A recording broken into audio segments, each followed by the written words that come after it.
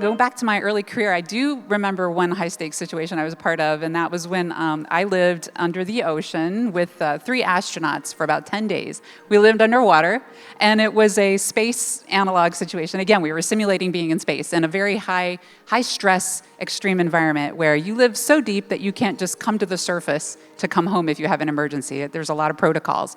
So the astronauts were being tested, being evaluated for their opportunity to go into space. And I was the only woman, I was the youngest, and I was the non-astronaut of the 4 of our crew.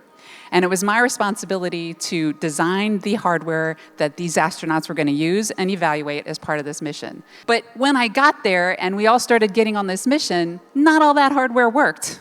And these guys were serious about this mission. That timeline is moving like this. And if my hardware was going to break, there was a situation to pay for it. Everything else was going to fall apart.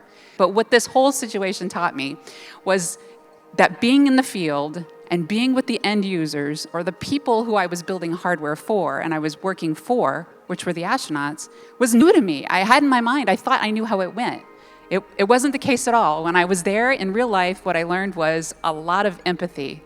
And it taught me as a young engineer and how to be an empathetic leader. It also taught me how to be a better engineer.